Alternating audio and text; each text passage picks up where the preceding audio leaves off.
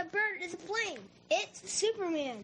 This is Dan Jurgen. This is Jason J. Lewis, the voice of Superman on Justice League Action. This is Mark Wade, writer of Superman Birthright. And you're listening to the Krypton Report.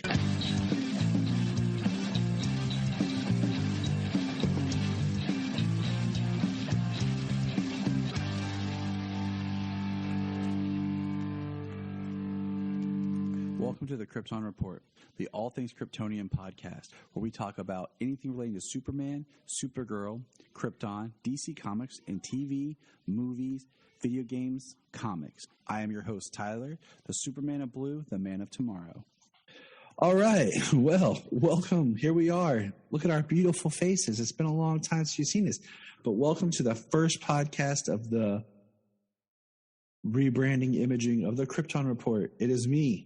I, Tyler, the Superman of Blue, and look at that handsome guy up top, or to the side, wherever he is on this video, the Superman of Red, Mr. James Cole. What up, guys? How's it going? It's going good, man. It's going good. We're here to talk about Superman Red and Blue. What exactly is that? And we thought we would do it in our red and blue, just like who we are. You know what I'm saying? Superman, Red and Blue, one man, two parts. And what's funny is I was looking, you can tell over here in my little station behind me to the left, I actually have the electric blue, electric red figures. And then in front of them is the Rebirth Superman and the New 52 Superman. So it's my little red and blue Superman little part right there. So, but we're going to talk about, still getting over this cough, people. It's murder. But every year around this time, you get a cough that lasts like a month and a half. You're like, look, man, I can't deal with this. It's killing me. Sounds like it's killing you. Yeah. So let's talk about Red and Blue at first. We're going to talk about, so there's basically three versions in comics of the Superman Red, Superman Blue. Usually the most, I would say the most famous version is the electric version. What do you think? Well, yeah, I mean, the electric versions of them both had, it was in the ongoing continuity at the time. The original Red and Blue, I'm pretty sure was one issue. It was back in 1963. Yep. Yeah. Written by Leo Dorfman with art by Kurt Swan. It was Superman 162. In this story, Superman is given like 6 tasks he must complete. And basically he's unable to do them. So he uses, with Supergirl's help, uses kryptonite, which makes him smarter, but splits him into 2 equal halves. Just the only thing that's different, and they say this like 4 times in the comic, we're the same thing, just you have a blue costume and I have a red costume. Yes, it's hilarious. And then they complete the task. They do all this other stuff. It's a fun, crazy read because my favorite part is towards the end when they're trying to figure out what to do. Like, we've always been vexed by 2 girls. Now there's 2 of us. We can each marry one, Lana and Lois. But who gets who? And you're just like... That's not misogynistic. Not at all. And then you have Superman Blue telling Lana, Superman Red tells Lois and asks her to marry him. And then after they ask her to marry him, they run into each other and they're like, wait a minute. What? And then they're like, let us explain, ladies. So then they tell the whole story. And then there's a triple wedding because Superman Red and Blue get married. And so does Jimmy Olsen to Lucy Lane. And then it's kind of like, it would make a really awesome, like, honestly, this issue would be a really cool cartoon in like the style of For the Man Who Has Everything from the Justice League animated universe. Just as kind of like Clark, what if in his mind kind of thing. That sounds like something Bruce Timm would be into. Yeah, I mean, I think it would be one really each part of Clark going after Lois and Lana. It could be a really cool way of like because the cover art's amazing, where you have Superman Blue with Lana, and he's got his son and daughter flying around in their super blue costumes. And then you have Superman Red and Lois and Krypto, who live in Kandor, and their kids are just in red Kandorian clothing. Your cat is speaking to you. Oh my gosh, I wish she would just go away. It's my daughter's cat, okay? Let's get one thing straight. It's Sayla's cat. But it's a cool story, and I wish they would reprint it. Like they would have reprinted it with what we'll talk about here in a moment. So now we're going to kind of skip the modern age story, because that's what we're going to review. And then we're going to jump to the New 52 in Action Comics number 13. In the fortress, there is in the background the electric blue suit. So there's kind of an interesting wink to it. And actually, what's funny is if you look in Action Comics, Grant Morrison's run for the New 52, there actually is a panel of what shows when he's talking of Superman Red and Blue. And it's very interesting, considering that what we find out when we get into Rebirth is that the New 52 Superman the entire time was the red energy Superman. And the, I don't know, what do you call it? That's the Reborn storyline? Yeah. Yeah, the post-crisis Superman is the one who basically is the blue energy Superman. Right. During that time. So Convergent Superman. Yeah. Convergence was the last place he was, but yeah, it's the post-crisis Superman after Crisis on Infinite Earths all the way through the 90s before Infinite Crisis? What was the next one? 0 Hour? Yeah, I guess that makes the most sense. Yeah. So that's the blue energy, and that's then the Reborn is when they come together, making everything solidified. So that's kind of like the other version of the Red and Blue storyline. Now, there is in other media, hey, everybody, look, it's that beautiful one.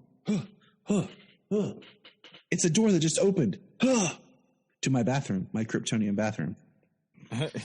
Yeah, see, you didn't know that inside that door there, on top, there's actually Kryptonian writing that says bathroom. Yeah, it's my it's a little laugh I put in there, so if anyone has a keen eye when I'm recording, they'll see that it says bathroom. That's excellent. It is. But in other media, the Red and Blue was acknowledged in Zack Snyder's Superman 75-year anniversary short, where we see him split and fly off. And probably one of the coolest parts in that short, because that's when the music kind of blends the two different songs together. And yeah, which is basically the cover there for Superman 132, yes, 132, where they split apart. Which is the first appearance of both of them in the continuity story. And then in Justice League Action, voiced by our good friend Jason J. Lewis, there is an episode where Lex Luthor creates a kryptonite weapon to destroy Superman, but instead splits him into Superman Red and Superman Blue. And then we get Wonder Woman Red and Wonder Woman Blue. And I feel like the interpretations of Red and Blue in that are a little bit more like what we're going to talk about, where the split is not even. It's not like a complete red or like they're not equal. Power-wise, they're equal, but personality-wise, they're distinctive. There's changes in his personality.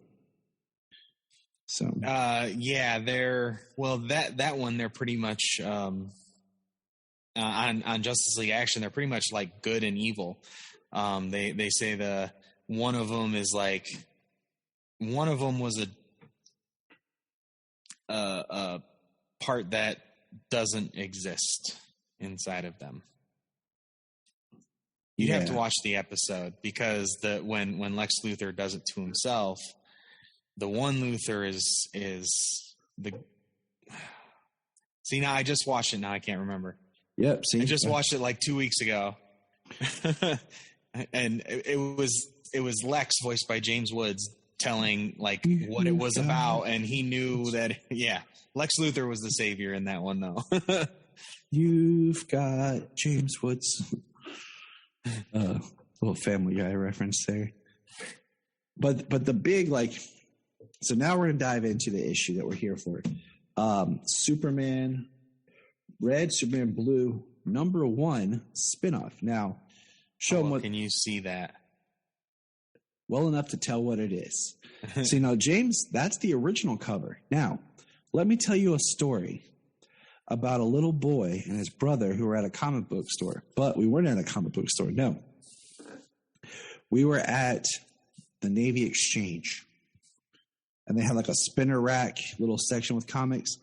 And we each picked out one. And I wanted a Superman. And I got this one. The packaged 3D cover for the issue with the 3D glasses. The 3D glasses. All right. So the cover looks dope. But it also came, because it came in plastic, with a older Superman comic that is an adventure that's all 3D. Oh, wow. So the entire book is 3D. And I remember getting this and being like, what is this? Because at that time, the only other understanding is of what was going on with Superman at the time, because like I said before, I didn't have a comic book shop, just whatever appeared on the spinner rack. I saw an article in the newspaper in the actual newspaper about Superman changing. And then the comic that I actually posted online the other day, I think it came with a toy. I just remember getting it at a toy store. Excuse me. And that was, hold on, I'm pulling it up right now because I'm horrible with numbers and I can't remember. Was Superman Man of Tomorrow issue #9, which it's hard to see on this video, or you can tell we're not. You shared it on the socials. Yep. And it just kind of had like a summary of like what Clark's life had been like, basically. You know, it showed death. It showed problems he had had with gold kryptonite, like all these like adventures that he had, and then how he turned into electric. And I just remember reading like, oh, okay, so somehow he's now electric Superman. So I had that, and then I had this, and that was it from that era. Like as far as like actual books that I had. Yeah, I mean, I'm going to be on the hunt for this original cover. It's going to be tougher to find because I've already looked it up and it's easy to find the 3D cover there. Yep. So I'm going to be on the hunt for this one here. And yeah, I definitely, this is a must pick up physical here. So I'm going to, if you can see this for everyone who's, listening, this whole comic is this thickness.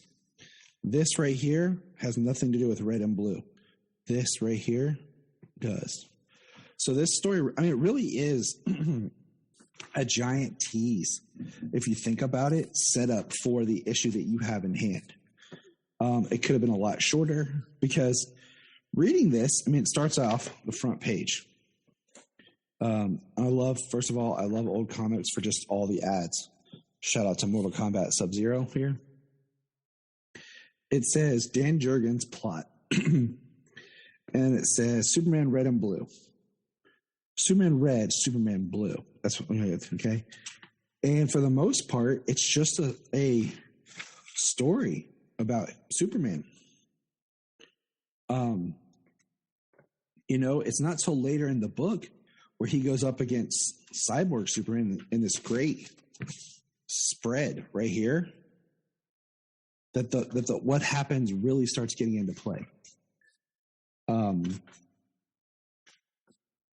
we get Toy Man that's working with Cyborg Superman, But then they capture Superman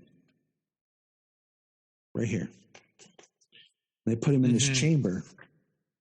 And I think this makes a little bit more sense, the whole like splitting energies, considering that this Superman is energy. Yeah, he's actually in a containment suit. Which makes me feel like he's not really Superman. He's more like Captain Atom or another man who's blue, whose name is Manhattan. But yeah, he's in a containment suit. And there's this part here where Superman says, cute, some kind of containment structure. You don't seriously expect this to hold me, do you? And Henshaw says, no, I expect you to try to escape. But if you do, your energy will be siphoned from you until poof, nothing left but memories.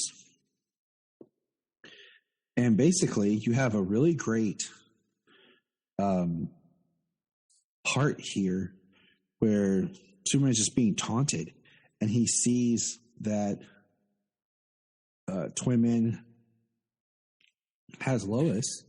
Has used some super silly string and tied up Lois. Which is, and he's trying to get out.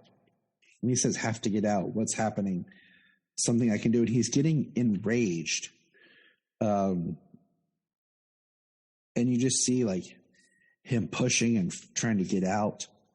And Toyman, there you have that clock counting down. And what's funny is you have him in the containment just spinning and going crazy, and Henshaw's like going once, going twice, gone. And we have this nothing. And Henshaw leaves and he says, but all I feel now is empty, not unlike you. The emptiness of the container itself. But then we see the container starting to speed back up. There's like a yin-yang looking kind of red and blue, and it's spinning and it shoots off into two directions. And we have chapter 4. And that's what's interesting is like this book is, cut up into chapters. And chapter 4 says bolts of blue. And we have Superman going, and he stops Toyman. And then we have Henshaw going, and he stops by Superman Red. And there's a line in here. He says, what? It can't be you. You're red. And he says, surprise. And then we have the thought bubbles of probably a cosmetic anomaly caused by the energy transverse process when I put myself back together. So he flies Henshaw out into the sun, and he's flying back to Earth. And we have this. We have these great right here. This great spread right here. Yeah, that's pretty awesome. It doesn't look as good when you're looking at it scrolling down the page. But it's just interesting because Superman Blue puts him back in Strikers. And he, Winslow's shot, he talks about like, oh, I've heard them say that before. And then Superman Red shows back up, and they're both kind of like, man, Superman Blue says, no sign of the cyborg, not even the slightest trace of his bizarre energy configuration.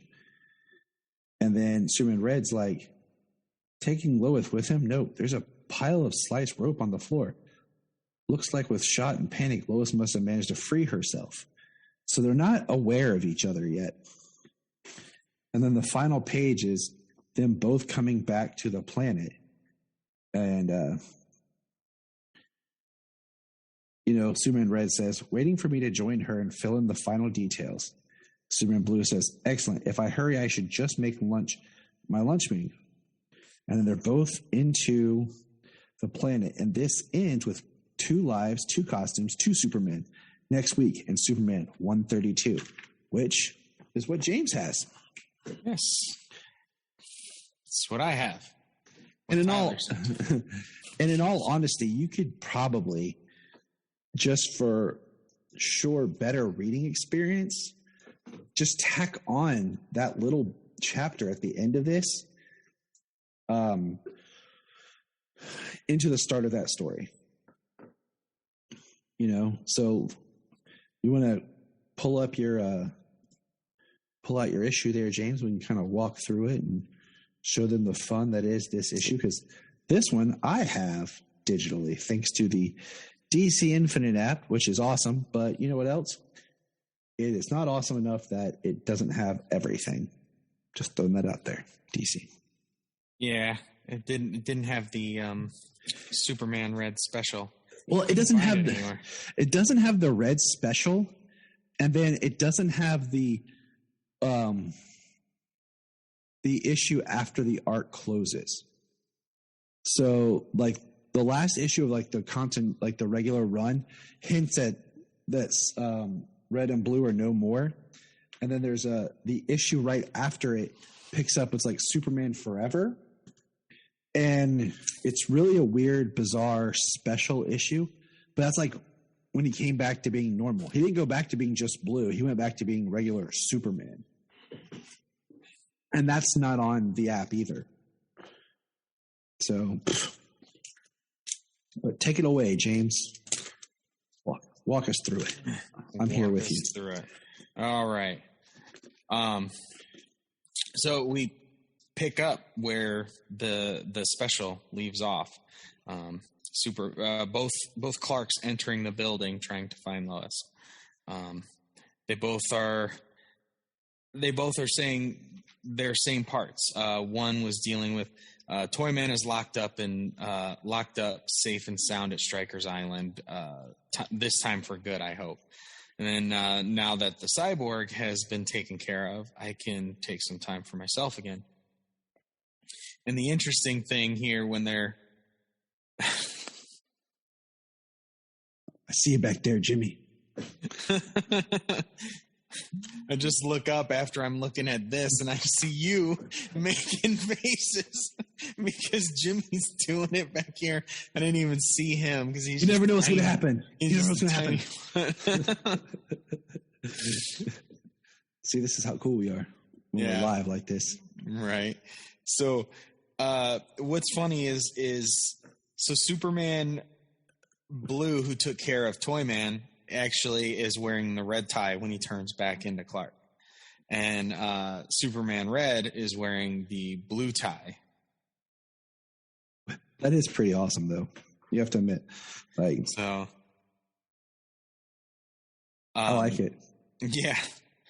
They're both entering the building. They're both trying to find Lois. And the one immediately runs into Perry getting off the elevator, and they both get back on the elevator.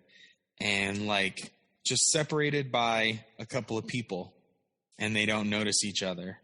The other Superman exits the elevator and goes to Lois. At this point in time, Lois and Clark are married, or maybe not married, but together. Yeah, I'm trying to I'm reading through everything. I'm not sure in the timeline where this is set yet. I thought they were married. Well, because I know they put it off. They put it off to do, but it wasn't that far after his return that the wedding happened either. Because this was 97. Oh, okay. Then yeah, that should have happened already. Is when this issue came out. I think no, it was 98. It's February of 98. So yeah, they're already married. Right. Like I've said before, I think to me this storyline would make so much more sense is if the electric Superman was a byproduct of him returning. He would have been in the black suit, and then turned into electric Superman compared to being something that just happened later. Right. So it's so weird. But Electric Avenue Superman. Electric. Come down to Electric Avenue. And if you're not thinking about Seth Rogen singing that, I don't know what's wrong with you. So yeah, him and Lois, they get back on the elevator. They're supposed to head out to lunch, and he's saying that he'd forgotten about a JLA meeting, so he had to head off and do that. So he changes, and this time he changes into Electric Red Superman. Because in the last issue, he took off from Lois, and when he hit behind the dumpster, it was a flash of blue, and he turned into Electric Blue Superman. So it's interesting that he turns red. I don't know if she has at that time had witnessed him turning blue, so if she just sees the red, that's what she knows. But as he's on his way, the cops, the Special Crimes Unit, are Dan Turpin.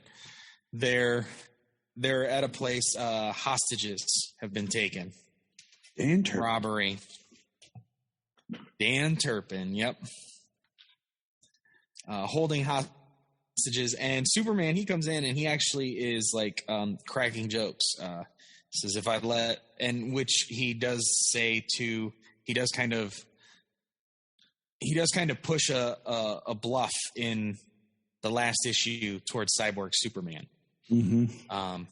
So they actually have somewhat of a different personality. The Red is a little more hot-tempered and a little more fun-loving, and the Blue is a little more analytic and straight-laced. What are you gonna say? What are you gonna do? I mean, but yeah, I mean, it is, and I read a few of these issues, so I can't remember which one it is, but like when they're writing, the writing style is a little bit different, because it's kind of like, you know, if you think about your two halves of your brain, and they're both Clark, but they're just like different variations of his personality. And there's some fun stories that happen. So it's not, like we said, it's not a complete split. But so moving the story, we get in the Justice League Tower, like you were saying, they're updating their security. And this time it's worth pointing out that it's Wally West, Flash, and Kyle Rayner, Green Lantern. And Superman shows up, and it's red, and they're like, oh, hey, all right, you're red now. Cool. Yeah, he says a costume change courtesy of Cyborg and Toyman. And they're programming him in the security. And, you know, puts his hand on the door and thinks much of it. And then we have Clark at the meeting with Perry, and Lois comes up behind him and says, that JLL meeting was quicker than I expected. He goes, JLA, I knew I forgot something. Which is really cool, though. Like, he forgot something. And it's right after Superman Red is talking to the JLA. And so then he takes off when Clark heads out to outer space. And Red takes off and Blue shows up. And they're like, why are you looking at me that way? He's like, I'm sorry. So Red just took off. Blue just shows up because you were just here. At least someone who claimed to be Superman was. I left Earth seconds ago and came straight here. And they're like, well, they show him the footage, and they have him put his hand. Same as Red did, and identity confirmed. Yep. And they're all like, I don't understand. There's two Superman? And then he comes walking back into the restaurant.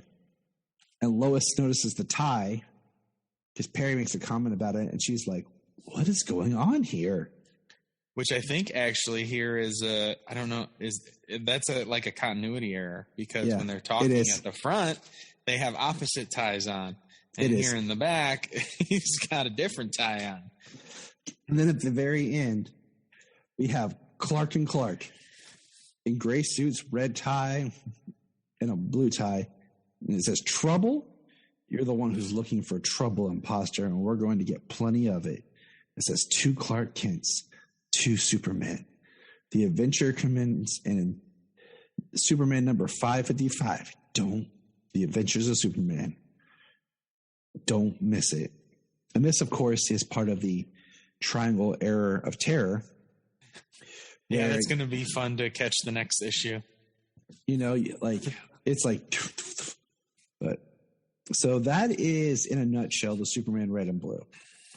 We wanted to kind of kick off this with a fun video of James and I, since we've always, if you didn't catch on that our new cover art is a take on the Superman Red and Blue cover that James showed you guys on his tablet, because, we both love Superman. We both are Superman, so we can't really be like, oh, I'm Superman. No, you're Superman. Nope. We both are. We found a loophole. Yeah. Yeah. That's how we do it. Loopholean. Yeah. I even got my own Superman Red character out there on DC Universe online too. And I would have a blue if I played games. But hey, shoot us a message online. Let us know what you think about the new art, the new look, the new music. Keep your eyes open for all kinds of cool new things to come from us in October as we relaunch. Not really relaunch, but we just kind of refresh the Krypton Report brand. Also, check out our Patreon for our campaign we got going on. There's some fun videos on our YouTube about, hey, can I get $1? Just $1 a month can help us out, keep this show rolling. We're not out to get rich. We just want to, a little help from the people who listen to keep the mics on and the good times coming. It's a little time and money to do this, so. I mean, you throw $1 to a friend. Yeah. A song online. How much do you spend on coffee? Just $1 a month. It's change. You probably have it in your couch or in your car, or take it from your kid's piggy bank. I don't care. But all right, everybody, just leave it around the house. Yeah, kids lose it all the time. Exactly. So, all right, everybody, take care and remember.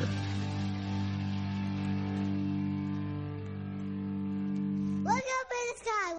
The Krypton Report is a Tears production.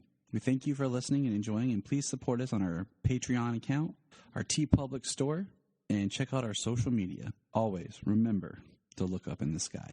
And if you want to have a good time, keep listening to the Krypton Report. Hey, can I get $1? Sure. That's what friends say, right? And we all know that we all have $1. We spend $1 on crazy stuff. We have a loose change around the house probably for $1. So why not help a friend out? The Krypton Report, of course, has a Patreon, like every podcast does. But unlike other podcasts where we're asking for a lot of money, we're just saying, hey, shoot us $1. $1 a month, help us keep the podcast going, and help us to bring entertainment to you. And you can hear the fun voices of me and James. So go to patreon.com/Krypton Report and give it a shot. Thanks. If you enjoy Superman podcasting, here's some others to check out. Digging for Kryptonite, The Last Sons of Krypton, The Aspiring Kryptonian. That all comes back to Superman.